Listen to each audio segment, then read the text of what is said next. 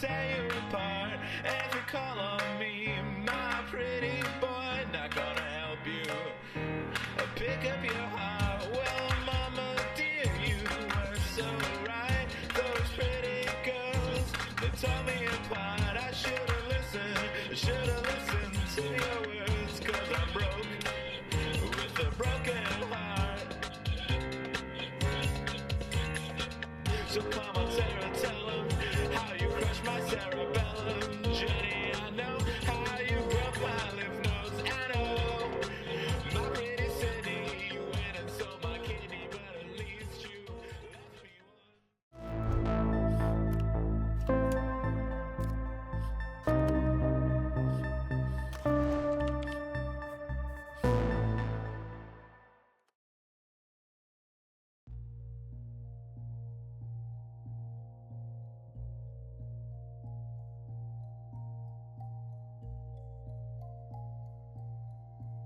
Nicholas Sonderegger never shied away from the strange, vibrant, and dusty corners of the world that most people passed by without a second glance.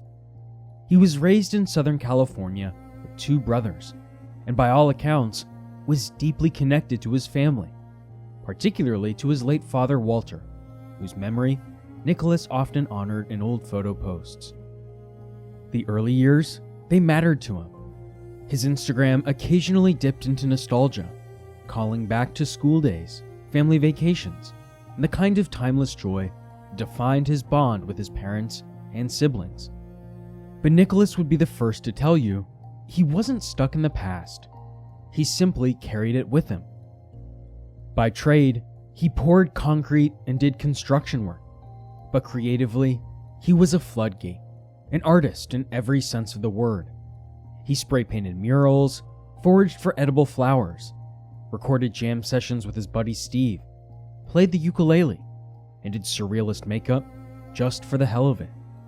He once built a fireproof meditation cell, complete with marble floors and a stone arch, not because he had to, but because he wanted to. The outside world didn't always make sense, but Nicholas always found a way to make something out of it. He danced for peace. He danced for protest. He danced with dogs, with strangers, with a bear rug draped over his shoulders. He danced in cities, deserts, neighborhoods, beaches, and dead silence. He danced in front of police and alongside farm animals. In every movement, there was something part joke, part journal, an attempt to record the chaos of being alive without having to explain it. In one post, he called himself creepy, but only in jest. What he really was electric, a born performer, a wandering artist who spun beauty out of roadside dust and called it just another Tuesday. His Instagram reads like a diary of instinct and intention. There are close-ups of flowering plants, of clouds drifting across the Salton Sea, of bugs crawling across concrete, of dead fish washing ashore. The Salton Sea in particular became his second home, a place of ruin and resilience that mirrored Nicholas's own aesthetic. He and his brothers used to race boats across that sun-scorched stretch of desert, and in adulthood, he returned there often, sometimes posting poetry, sometimes graffiti, sometimes dancing beneath bleached-out skies. In 2014, he even made a cryptic Halloween post about a body being found not far from one of his usual dancing spots. No local news ever confirmed it, but that didn't seem to matter. He wasn't trying to start a panic, just adding another ghost story to his landscape. One more layer in a place already thick with them, most of them molded by his own imagination. Nicholas didn't just live on the internet like his fellow millennials, but rather turned it into a side hustle. He appeared on live streams with other creators, played up eccentric bits, and leaned into the kind of persona that was just strange enough to be memorable. Those who knew him, or even just watched him, described him as kind, quirky, and creative. He loved Ziggy, his dog, with everything he had. He supported local artists, shouted out small businesses, and wore his sensitivity on his sleeve. Even his social media handle, Sunspeak, eventually turned into a DIY record label, selling shirts and art to fund animal conservation efforts and give independent musicians like himself a small, if not stable, platform to launch their hope-filled careers. By the time he took a European vacation in 2014, dancing his way across Spain and the UK, Nicholas had already become a character in his own story. Not for clout and not for monetization, but because it felt like the right way to move through the world. Quietly loud, unapologetically weird, and always looking for the next place to dance. That place was YouTube. Through most of 2018, Nicholas Sonderegger had built a quiet but unmistakable presence online, one that stood apart from the algorithm-chasing noise. Even though your daddy says you shouldn't do drugs, he says you shouldn't do drugs, he says you shouldn't do drugs. Some says take down the door, kill the privacy. I say fuck the police, come smoke with me. Under his record label name Sunspeak, Nick uploaded nearly 80 videos across YouTube and Vimeo, most of them self-shot, stripped down, and completely sincere. His YouTube content was low budget, unscripted, and deeply personal. Just Nick dancing. That's what he did best. Dance in front of those murals, on sidewalks, just for the hell of it. Every bottle is a little coffin built for me. When I'm on my own, drinking on my own. Every sip takes away a little part of me. Almost all of it was set to music by his brother, who posted under the name Hannibalicious. The YouTube channel first appeared in 2009, and for a while it stayed sporadic. Uploads here and there, a few raw clips of nature walks or art projects. But by mid-2014, shortly after returning from that family trip to Europe, Nick launched something new, a dance a day. The project was exactly what it sounds like. Every day, a new freestyle. No commentary, no explanation. Just movement, color, and mood. Mama said that I'd be done if I fell in love with the lovely one.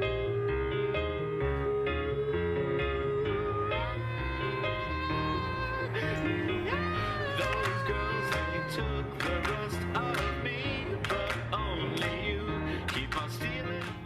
The series ran from July through early December before tapering off. Right around the same time, his other social content began drifting towards the more abstract, more personal, more rooted in art. The uploads became less frequent after that. His final YouTube post went live on May 5th, 2017, and after that, nothing. The channel went dark. His other platforms, Instagram, Threads, Facebook, all stayed up, but updates slowed to a crawl. There was no announcement, no goodbye video, no explanation, just silence. And for someone who had spent the better part of a decade filming himself dancing in the middle of nowhere, that sudden quiet, it carried weight. He didn't owe anyone an exit, but it was hard not to notice when it came. And unfortunately for Nicholas Sonderegger, the silence crescendoed into a terrifying disappearance.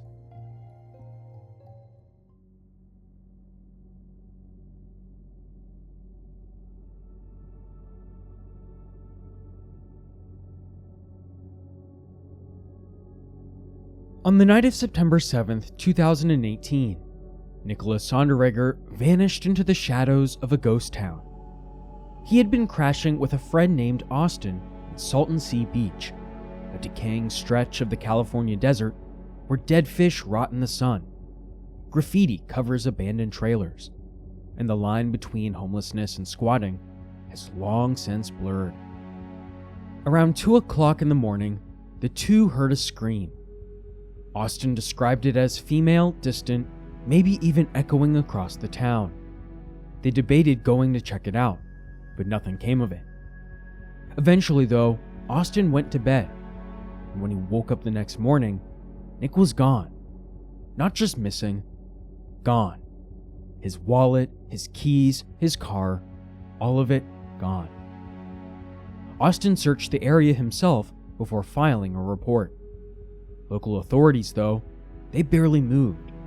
No official search and rescue, no canine units, no helicopters or thermal drones. Just more silence. But then, something even more disturbing happened. Bits and pieces of Nick's belongings began turning up. A flashlight, a boot, a pair of pants, a knife sheath, his hat found later in a totally different location. Every item was found in an area that had already been searched. Someone or something was returning to the scene. However, Nick's car was never found. 2 months later, amateur sleuths came down to retrace his final steps. They explored the crumbling trailers, the burned-out buildings, the shriveled groves near the waterline. They looked in bathrooms, busted RVs, anywhere someone might stash a body, or lure someone into a trap. They found piles of clothing, bullet casings, signs of campfires, shirts that matched what Nick and Austin were known to wear.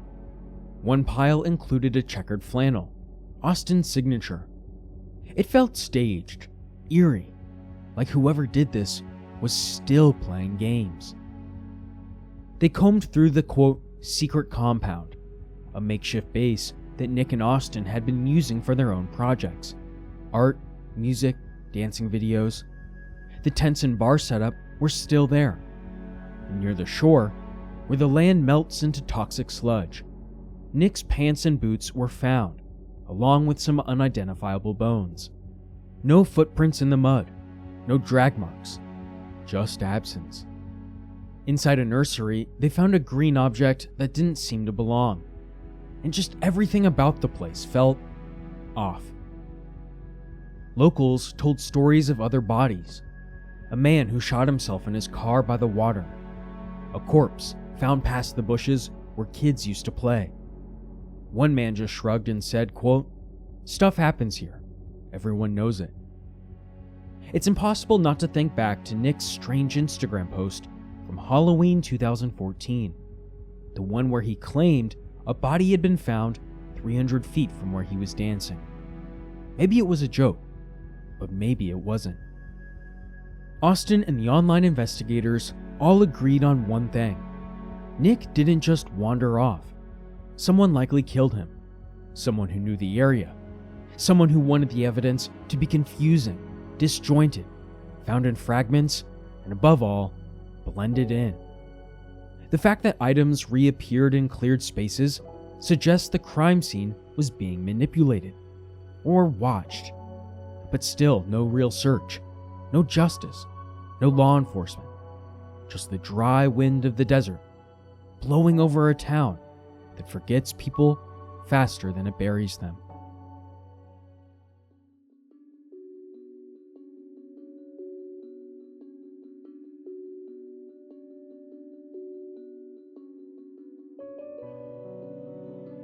Speaking of the desert, the location of Nick's bizarre vanishing is not a stranger to crime and conspiracies. None other than the former stomping grounds of entertainment elite, like Frank Sinatra or the Beach Boys. Introducing Salton Sea. Once hailed as a desert paradise, the Salton Sea is now a haunting relic of environmental collapse and human miscalculation. Formed accidentally in 1905 when floodwaters from the Colorado River filled a dry lake bed, the sea once thrived as a glamorous resort and wildlife haven in mid-20th century Southern California. However, over the last 50 years, it has deteriorated into a toxic ghost town. Agricultural runoff and the lack of outflow caused salinity levels to soar, killing off fish and birds en masse, and by the 1990s, the stench of decay and algae blooms drove tourists away. As the lake continued to shrink from water diversions and climate pressures, it left behind cracked earth and toxic playa dust, poisoning the air and triggering a public health crisis in surrounding communities. Once lively towns like Bombay Beach now stand desolate, their salt-encrusted buildings abandoned and roads crumbling beneath dust storms and seismic activity. Despite numerous studies, legal promises, and billions of dollars pledged, meaningful restoration has stalled, leaving the Salton Sea as both an ecological catastrophe and a cautionary symbol of broken dreams in the California desert. Just a short drive from Salton Sea lies one of the strangest and most misunderstood communities in the American Southwest, Slab City. It's a place that feels like a myth until you see it. No electricity, no plumbing, no official laws. Just the desert, the slabs, and the people who choose to live there. It bills itself as, quote, the last free place. And in a lot of ways, that's not just branding. It's a warning. Slab City sits on the bones of Camp Dunlap, a Marine artillery training base left to rot after World War II. When the military cleared out in the 1950s, all they left behind were crumbling concrete foundations. Over the decades, squatters moved in. Veterans, RV nomads, artists, anarchists, addicts, outcasts. People society either forgot about or tried to push aside. They called themselves slabbies. Tourists and journalists called them normies. During the winter, the place fills up. 4,000 people, give or take, descend on Slab City to chase the idea of freedom or escape from something back home. But in the summer, when temperatures hover around 120 degrees Fahrenheit, only the most committed stay behind. Fewer than just 150 people make it through those brutal months, and they do it without air conditioning, without clean water, and without much help from anyone. There's no government presence here, no public utilities. If you want electricity, you better have solar panels or a gas generator. If you want water, you either haul it in or hope the community tank still works. Most people live off Social Security or disability, trade for food and gear, or rely on donations from visitors. It's not just off-grid, it's off everything. But despite this dirt and decay, Slab City also runs on creativity. The entrance is marked by Salvation Mountain, a massive Technicolor sculpture made by one man, Leonard Knight, over 3 decades. Just past that is East Jesus, a surreal art installation made of junk, mannequin limbs, and desert detritus. Every Friday, there's a show at the Range, a makeshift outdoor nightclub where people sing and dance and sometimes crown people a prom king and queen. It's bizarre. It's brilliant. It's lawless. But it works. At least, until it doesn't. Because underneath these murals and the music, there's a darker current. Meth use is rampant. So is theft. Fights break out over property lines or bad trades. Law enforcement shows up occasionally, but it's mostly border patrol. Slab City mostly polices itself. Micro-neighborhoods form, and so do hierarchies. The old-timers look down on the drifters, and the artists eye the tweakers. Everyone watches their back. It's important to note, this isn't a commune or some utopian dream. It's a place where people go when they have nowhere else to go. Where people vanish, sometimes on purpose. Where trauma, poverty, addiction, and pure stubbornness all converge in the dust. Some see Slab City as a refuge, a last stand against capitalism, rent, rules, and conformity. They trade skills, host support groups, make art, build shelters, and carve out lives on the fringe. Through blistering summers, shifting sands, and the occasional body turning up in the brush. And that's the thing. If you were trying to disappear, this would be the place to do it. If you wanted to hide a body, this would be the place to do it. If something terrible happened to you out here, who would even know? Slab City isn't just the backdrop of Nicholas Sonderegger's disappearance. it's the kind of place that eats mysteries alive. And nobody goes looking for answers in a place where most people came to be left alone.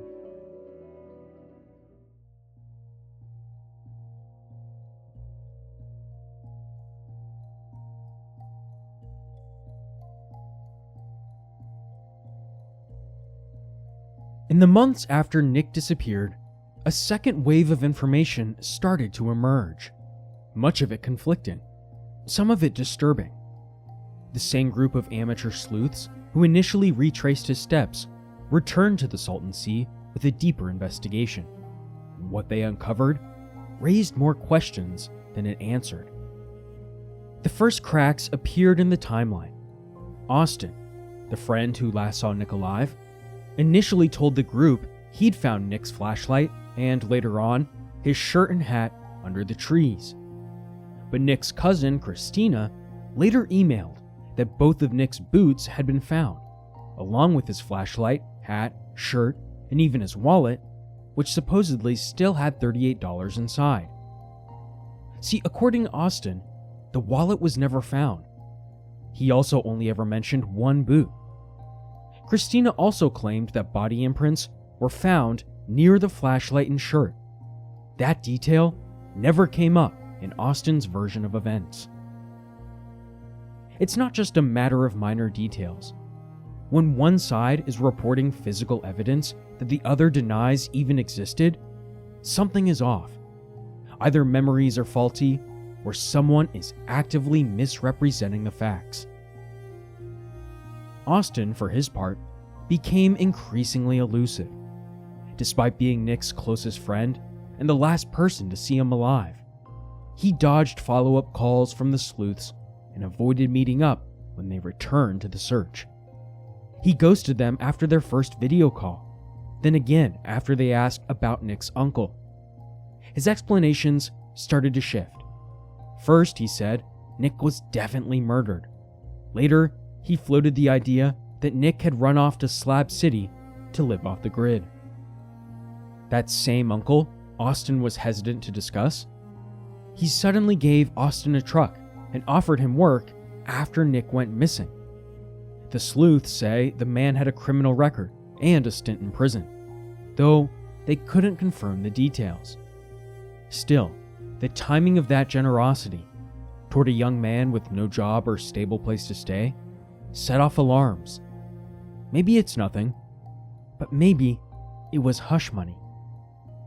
Even the question of who found what and when became murky. Christina claimed Julian, Nick's brother, discovered some of those items. Austin said that he found them. A map Christina provided only shows one boot, even though she previously said both were recovered. And she falsely stated that Austin had been living with Nick's family after the disappearance, something Austin firmly denied. The deeper they looked, the more contradictions surfaced.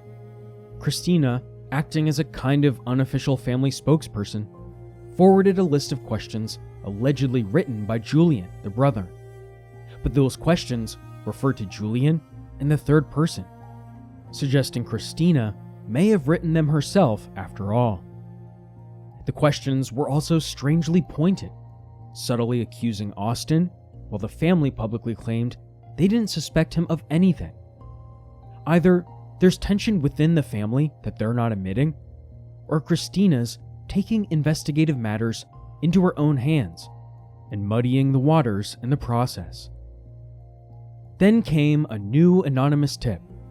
A neighbor claimed that the Salton Sea locals believed Nick's body might be hidden in a shed behind one of the nearby properties. It's the only specific lead about a possible location, but like most things in this case, it remains unverified.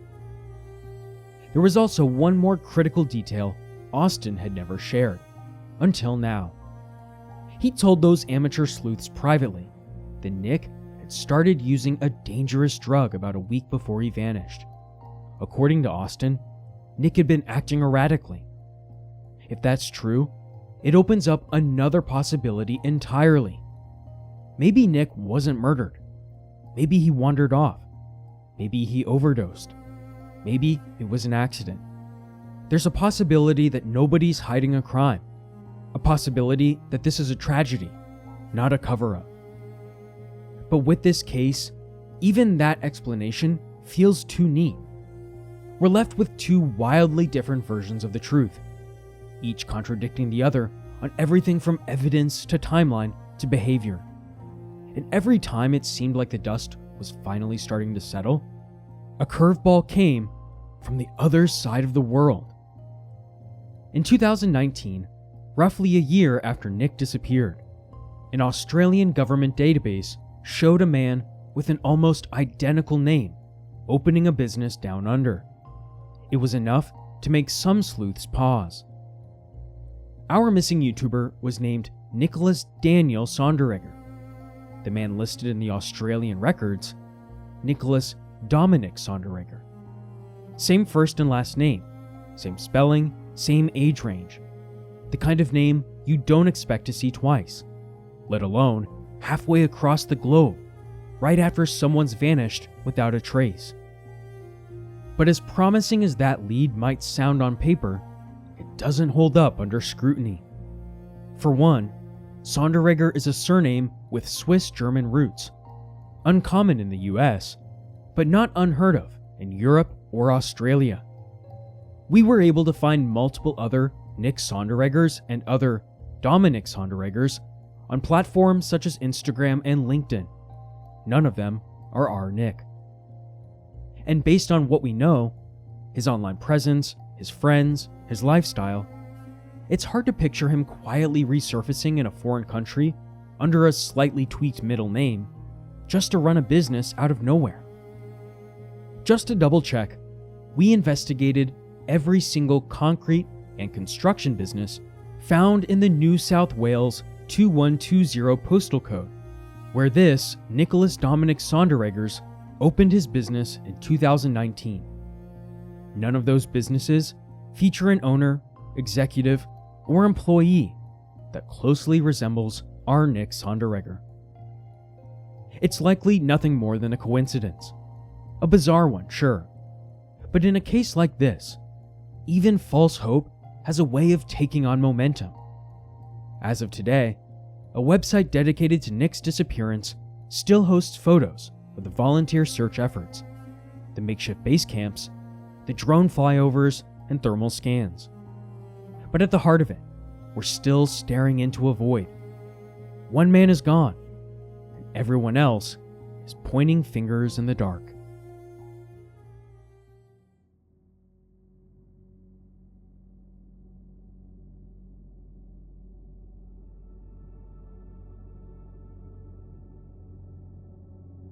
In the absence of hard answers, the public response has taken on a life of its own, filling the vacuum left by disinterested police, missing media coverage, and a lack of meaningful search efforts. It's this grassroots investigation, online and on the ground, that kept Nicholas Sonderegger's name alive.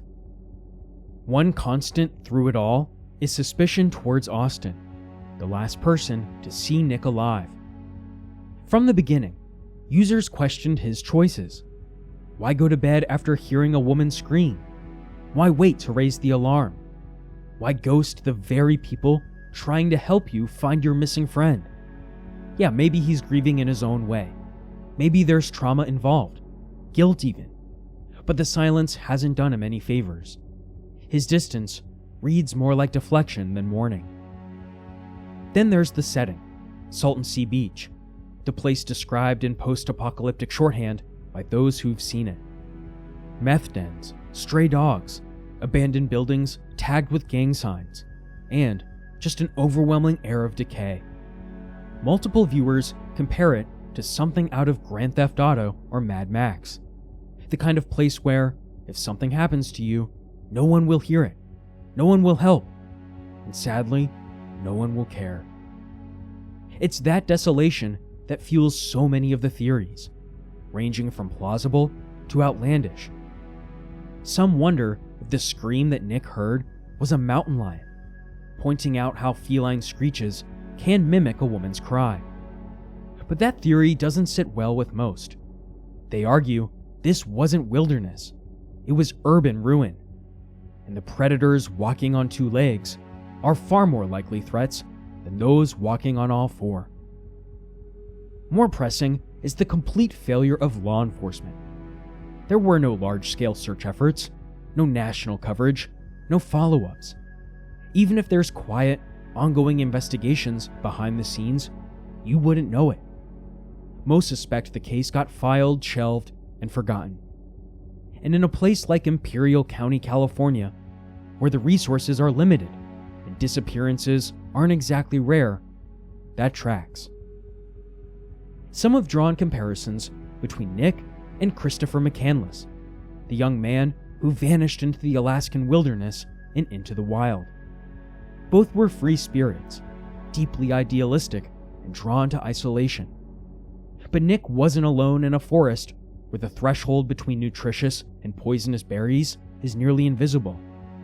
He disappeared in a town that's already half dead, where addiction, poverty, and violence are part of the oxygen, where people live off the grid because they don't want to be found. And then come the wilder theories. Maybe he stumbled into something, saw something he wasn't supposed to. Maybe the scream was a trap, like a setup. Maybe he wandered too far and crossed the wrong line. Whatever the truth is, it's not coming easy, but that hasn't stopped people from asking questions, from revisiting the site, from picking apart every piece of information still available, because someone has to, right? Nicholas Sonderegger spent the better part of his life not just dancing like no one was watching. He danced because they were watching. He danced to bring about change and instill hope in ideas that many have surrendered as hopeless. He danced to do good for the earth we've been so graciously fortunate to live on. It would be a dereliction of our duty as fellow human beings, taking care of this planet, to ignore Nick's silence and refuse to fight to bring a light back from the darkness.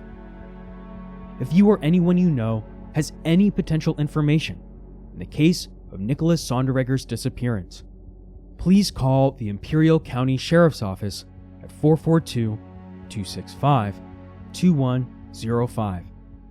That's 442-265-2105. We'd like to end the video with the last upload remaining on Nick's public Instagram account, featuring a famous Albert Einstein quote from a letter he wrote to his daughter. Quote, "If we want our species to survive, if we are to find meaning in life, if we want to save the world and every sentient being that inhabits it, love is the one and only answer. Perhaps we are not ready to make a bomb of love, a device powerful enough to entirely destroy the hate, the selfishness, and greed that devastate the planet. However, each individual carries within them a small but powerful generator of love, whose energy is waiting to be released. When we learn to give and receive this universal energy, we will have affirmed that love conquers all, is able to transcend everything and anything, because love is the quintessence of life."